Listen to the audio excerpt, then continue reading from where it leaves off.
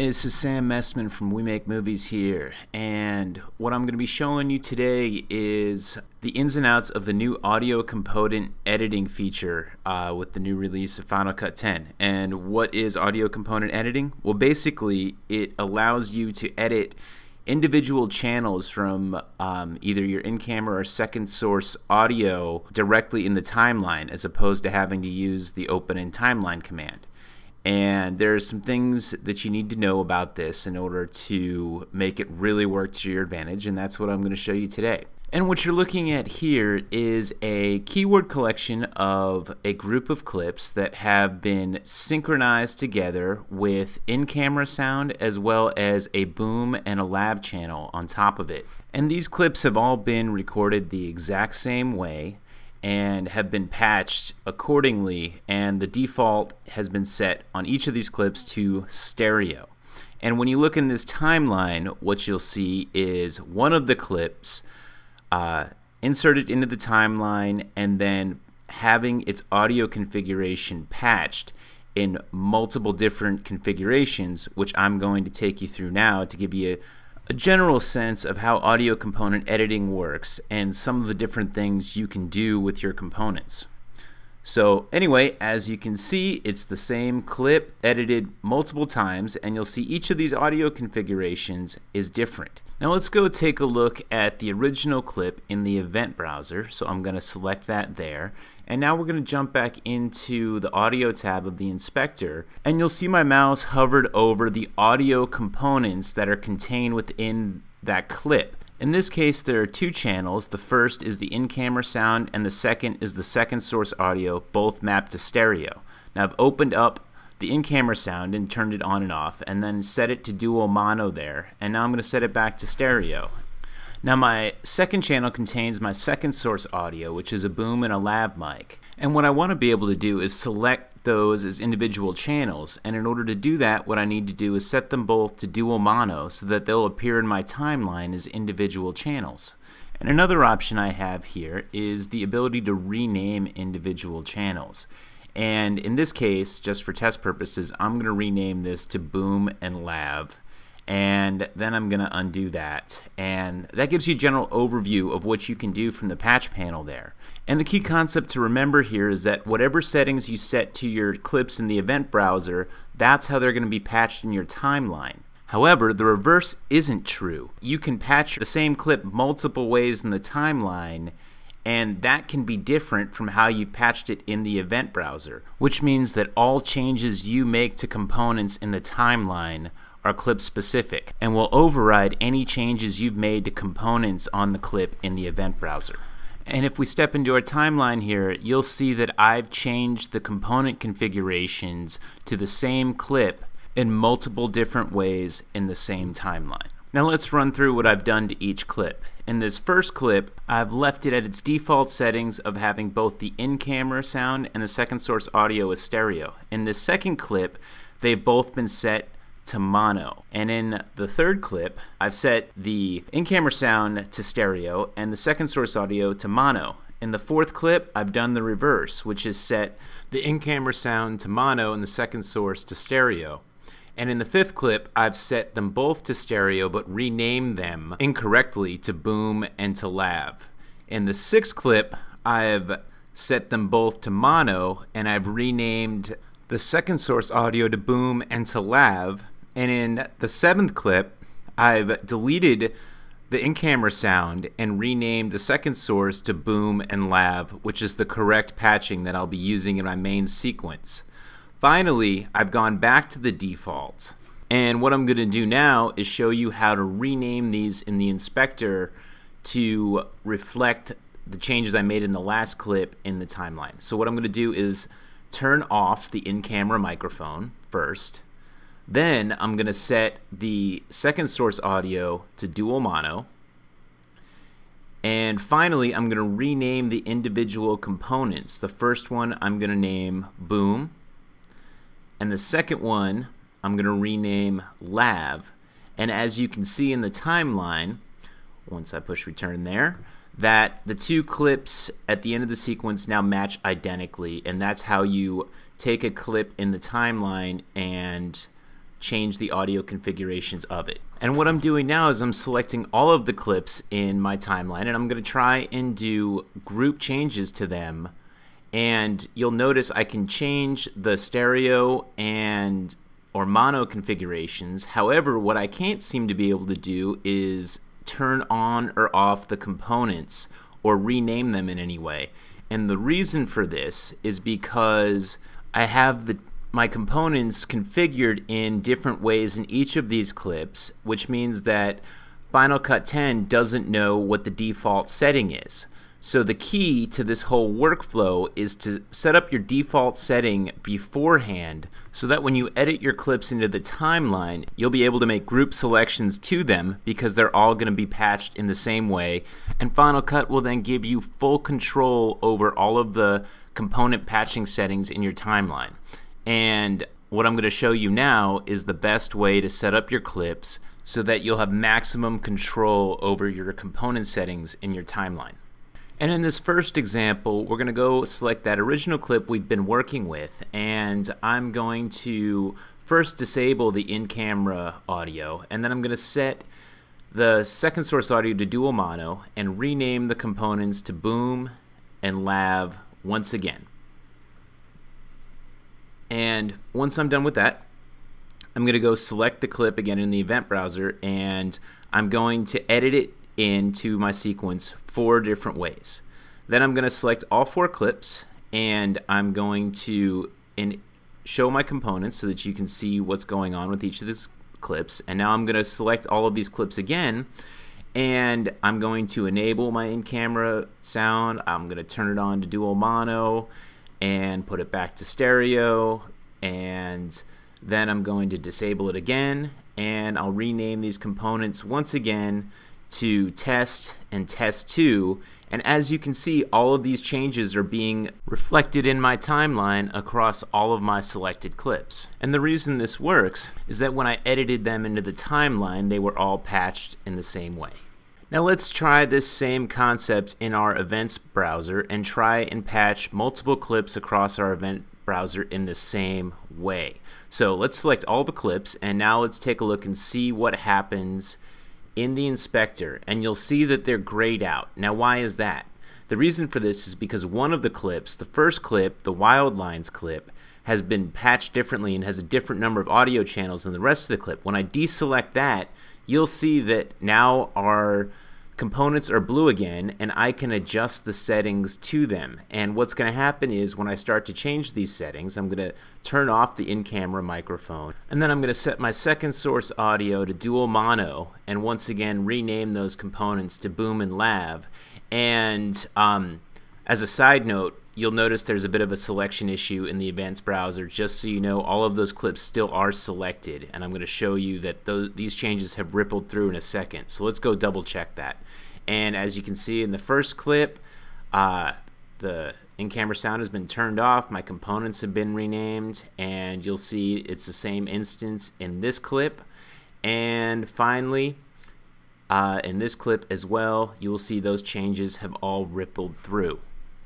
So now let's go ahead and select all of those clips and edit them into our timeline, and then let's go and select them all and open up the components, and as you're gonna see, they are all patched and named identically because of what we just did in the event browser.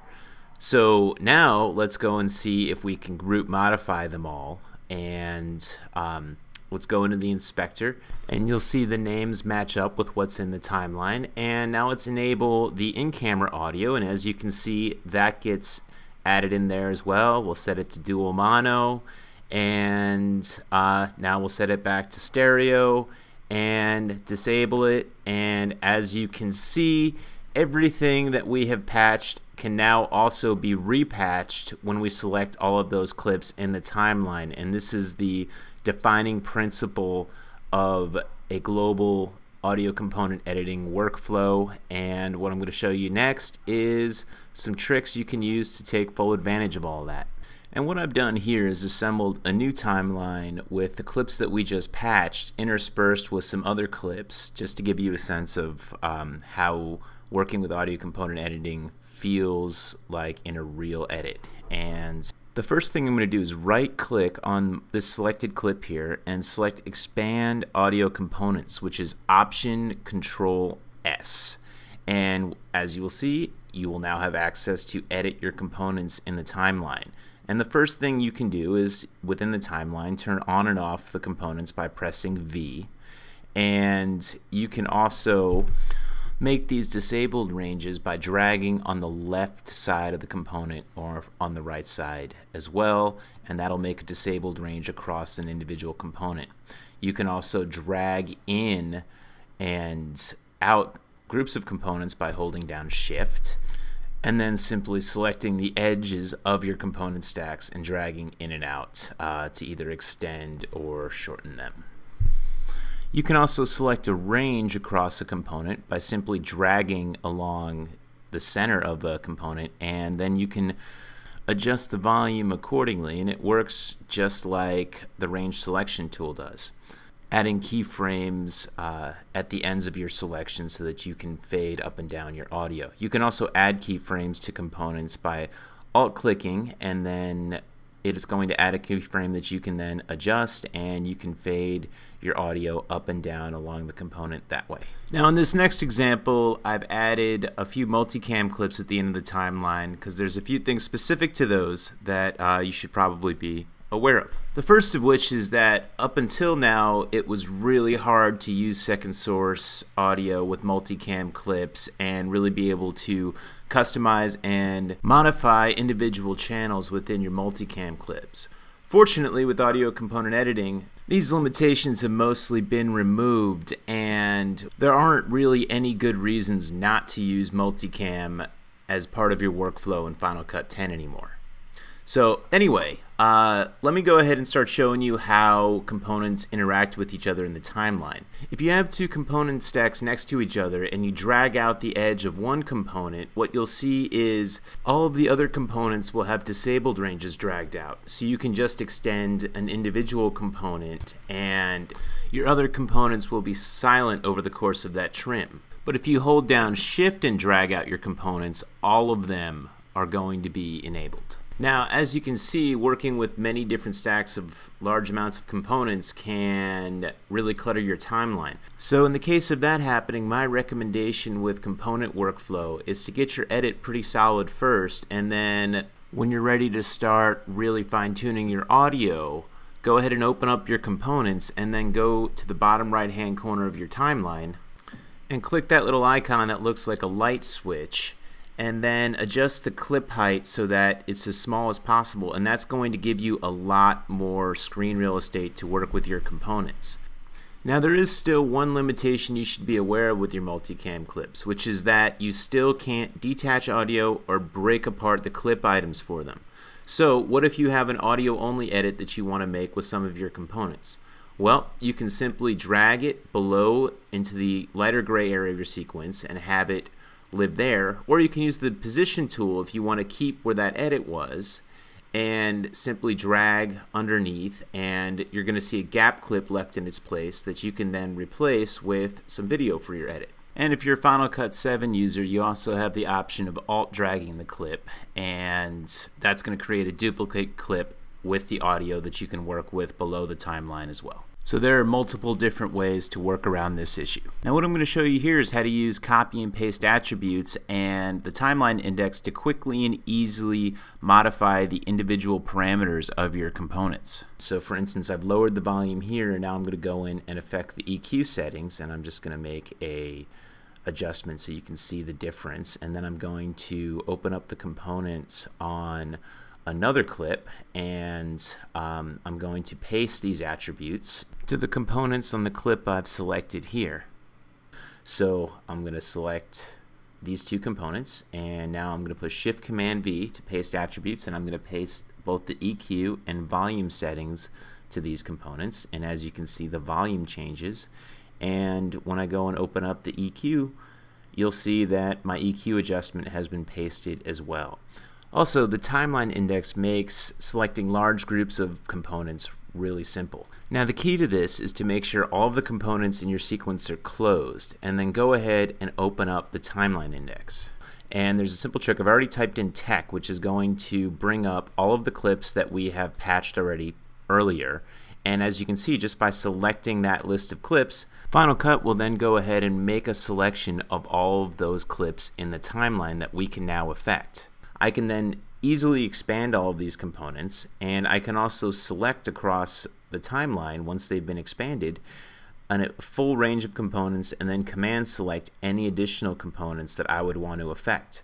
Now I can go up into the inspector and adjust the volume or pan settings, and those changes are going to be applied across all of the components that I've selected. And this is hugely efficient and is a really simple and easy way to affect large groups of components. So for example, if you know that you have one microphone that's recorded at a higher volume than your other components, simply use this trick to shift select all of those components across your timeline and make the volume adjustment across all of those components in your timeline. Now there are some limitations when it comes to components that you should be aware of.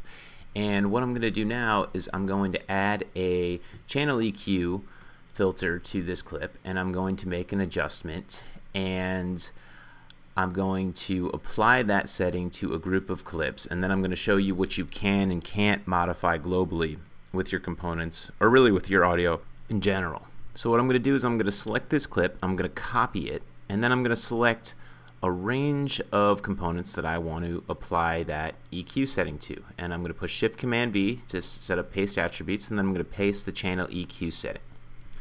And now I'm going to select additionally the original component, and now we're going to try and group modify the channel EQ setting across all of these components. And as you can see, I can enable and disable this channel EQ filter across all of these components. But what I'm going to show you now is that unfortunately you can't make changes to the effect itself and have those be applied to a group selection. So what I've done here is I've reselected all of these clips once again, and I've re-enabled the channel EQ filter, and now I'm going to make an adjustment to this EQ filter, and what you're going to see is that this adjustment is only going to get reflected on the EQ filter for the clip we have selected, even though we have a group selection across multiple clips. So when I open up the EQ on the next clip that we had selected, you're going to notice that even though the filter has been turned back on once again, the changes that we made to the EQ settings were not applied. So what you need to be aware of here is that even though you can change the volume, pan, and channel configurations across groups of components, when you make changes to individual parameters on effects or EQ or things of that nature, it's only going to affect the individual clip's filter that you're working with.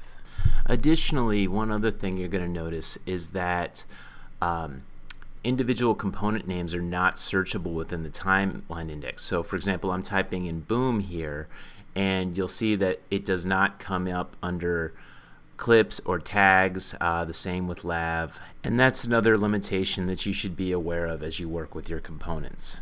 And another thing that you are also going to find you are unable to do with components that you can do with regular audio clips is you'll notice that there aren't any fade handles on the sides of the components. So if you find that you need to add a crossfade across a stack of components, what you're going to need to do is push Ctrl-S to enter your expand audio and video mode, and then you can apply a crossfade to your components there, but it's only going to affect the group stack. You can't place a crossfade across your individual components unless you use keyframes or the range selection tool. Anyway, despite some of these limitations, I think you're going to find components to be a pretty big addition to your workflow, especially when it comes to using them with multicam clips. And I imagine we're only going to see this workflow continue to improve with future releases of the software. So basically, everything's getting a lot better and you're able to do more and more with your media. Anyway, that's going to pretty much do it for audio component editing workflow. I hope you guys got something out of this and it makes your lives as editors and colorists a little bit easier as well. And also, all the steps from this tutorial have been posted in the description below, and if you have any questions or things you notice that you want to add to this workflow, post them in the comment section and I'll try and get back to you. At the end of the day, the goal here is to make all of this stuff as seamless and easy as possible, and I'd love your feedback on how to make it all better.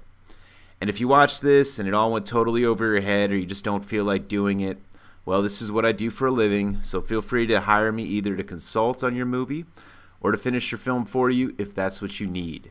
So, if you want to get in touch, just drop me an email over at sam@wemakemovies.org. And lastly, if you're wondering what this whole We Make Movies thing is, check us out over at wemakemovies.org, or if you live in LA or Toronto, sign up for our newsletter and then come to one of our events. I'll see you guys next time. And cut!